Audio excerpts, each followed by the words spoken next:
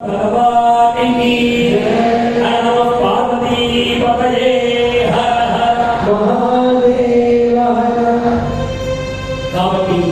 ఓ ఋషులారా, ఋషులకు బయట తెలియజేస్తున్నా. ఓ శౌనకాది మహర్షులారా, ఇలా విష్ణువు ఎంత శ్రేష్టమైన వాడు మీకు అందరికీ తెలియజేశారు.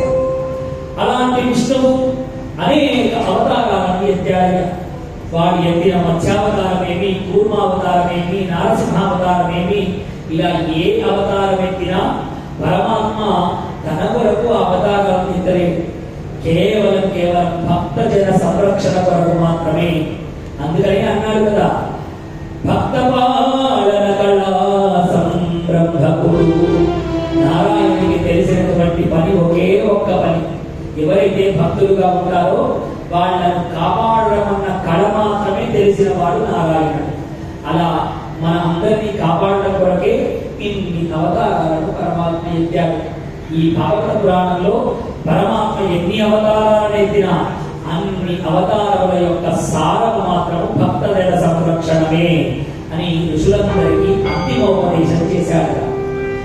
ఓ మహర్షులారా, ఈ భాగవత మహాపురాణం గురించి కేవలం భాగవతంలోనే భాగవతం ఇంతటిది అంతటిది అని చెప్పుకోవడం అతిశయోక్తి.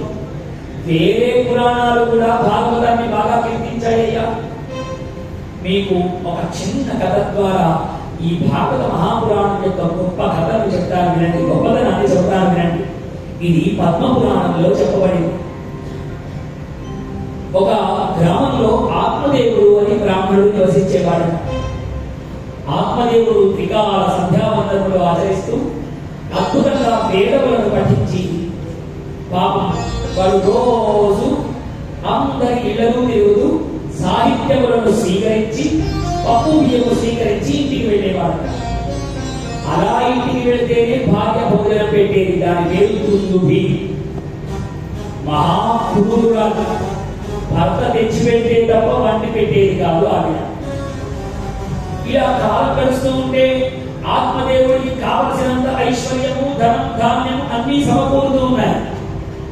ఎప్పుడైనా మనకు పిల్లలు కలగడం లేదు, వీడి పిల్లలు లేరన్న బాధ మాత్రం తెలుస్తూ ఉన్నది. పిల్లలు లేరు, కేవలం నువ్వు కళ్యాణ కంపవు కాబట్టే ఒక్కనాడు ఒకరికి దానం చేయనీయం, ఒక్కనాడు ఒకరికి ధర్మం చేయనీయం. మనం ఇదంతా మొదగా కోల్పోతామా ఏమిటి?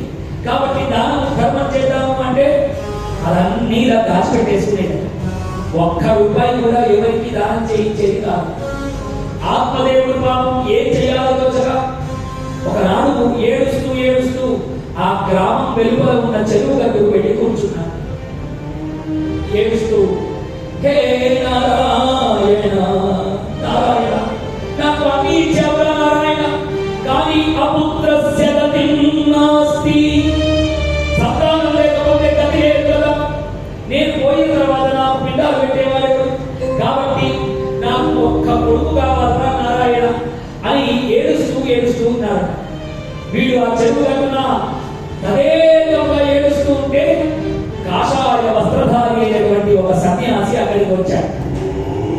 వచ్చి, ఆత్మదేవ ఎందుకురా ఏడుస్తున్నావు బ్రాహ్మణోత్తమ అడగగానే, మహానుభావ ఎవరో నాకు దివ్యాత్మ స్వరూపుడిలాగా ఎదురైనావయ్యా.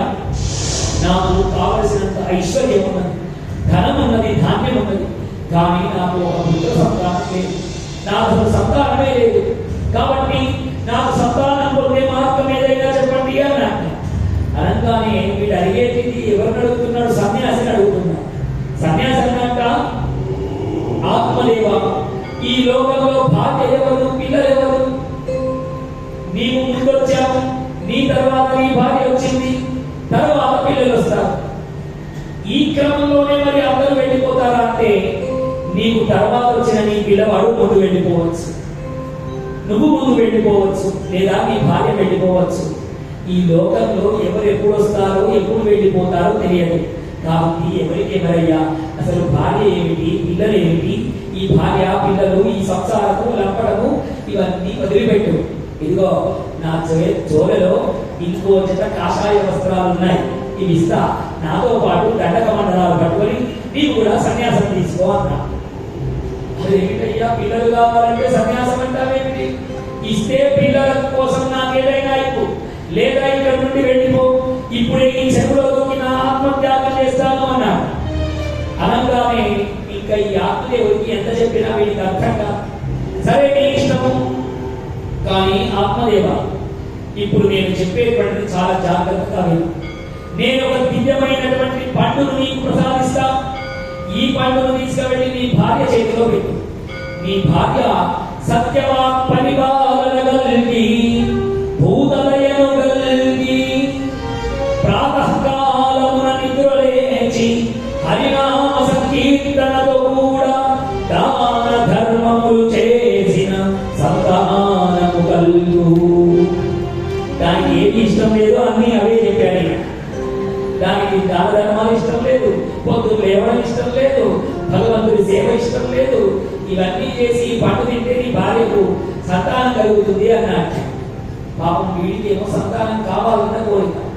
తీసుకున్నాడు పండుని, ఇంటికి వెళ్ళాడు, దుర్గు వీటి చేతిలో పెట్టాడు. వసే ఇదిగో ఒక మహానుభావుడు మనకు సంతానం అవుతుందని ఈ పండించాడు.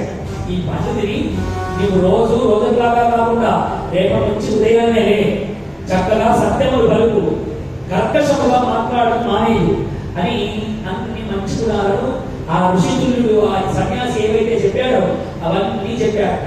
చెప్పగానే సరేలే అని ఏదో అన్ని మనస్కరంగా చేతిలో తీసుకున్నది. ఈ ఆత్మదేవుడు సంపాదన కోసం బయటపడ్డాడు. ఎప్పుడైతే బయటపడ్డాడో పక్కనే ఉన్న చెలిగడ్డ నుంచి ఈ దుందుబి వసే చెలి చూసామంటే ఇగో ఈ పండు తింటే గర్భం వస్తుందని.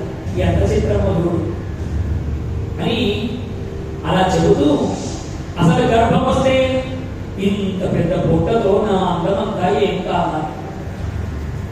ఇంత పొట్ట వేసుకొని నేను నా ఇంట్లో ఇప్పటిలాగా రోజు అటు ఇటు తిరగగలుగుతున్నాను. పొట్ట వేసుకొని ఇంత ఫాస్ట్ గా నేను తిరగగలనా? ఇంత వడివడిగా అడుగులు వేయగలనా? మరొక విషయం, గర్భం దాల్చింది మొదలు అది తినాలి, ఇది తినకూడదు, ఇది తినొచ్చు అనే నియమాలు ఎక్కువైపోతాయి. నాకేమో ముప్పుగా తినాలి, ఉప్పు తింటే ఉష్ణం, పప్పు తింటే వైద్యమైతే ఎలా అని చెలికత్తెతో అంటూ ఉన్నదట. అంతేకాక మరి మా ఇంట్లో సంపద బాగా ఉంటుంది. అనుకోకుండా దొంగలు కనుక వచ్చారనుకో, ఇంత పుట్ట వేసుకొని నేను వారి వెనుక పరిగెత్తగలను.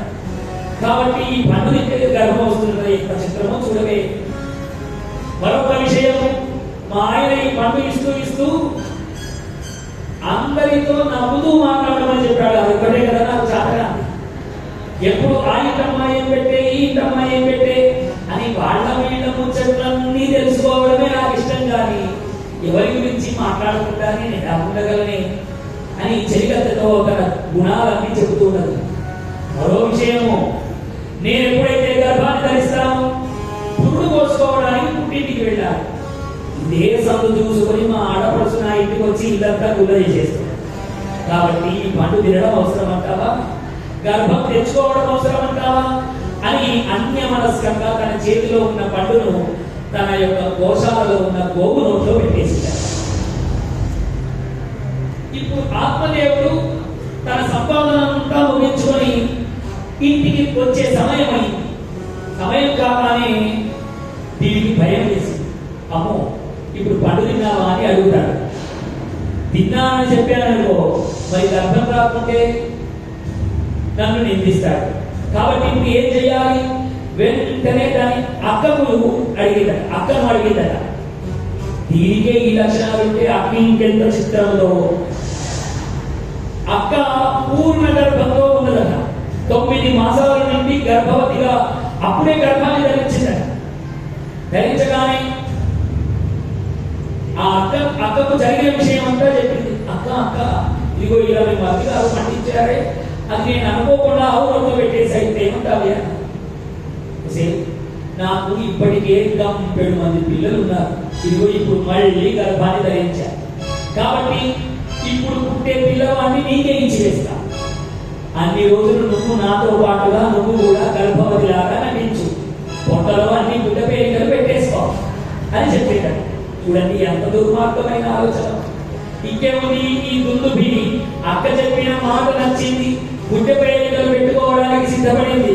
మరి అక్క పిల్లవాడు పిల్లలో పుడితే దానికి బాలి కదా, ఇప్పుడు నేను ఎలా ఆ పిల్లవాడిని నీకు ఇచ్చిన తర్వాత నీకు సేవ చేయడానికి నన్ను మీ ఇంటికి పిలుచుకొని నేను పాటిస్తా కదా అని చెప్పేట. చూడండి ఎంత దుర్మార్గురాలు. చెల్లి ఇలా ఉంటే అక్క మంచిది ఎలా అవుతుంది? ఇలా ఆలోచనించేటప్పటికీ కాలం గడిచింది. 9 మాసాలు గడిచిపోయినాయి. ఒక కుమారుణ్ణి కానీ ఈ దుందుబి చేతిలో పెట్టింది. దుందుబి కడుపులో పుట్టినందుకు ఈ ఆత్మదేవుడు దుండుకారుడు నామము చేసి వాడి పేరు దుండుకారుడు అని నామకరణం చేశారు. అక్కడ ఏ స్వామీజీ ఇచ్చినటువంటి పండుగైతే తిన్నదో ఆవు, ఆ గోవు కూడా ప్రసవించిందట. అచ్చము మానవ శరీరంలో ఉన్నటువంటి అద్భుతమైనటువంటి ఒక బాలకుడు పుట్టాడట.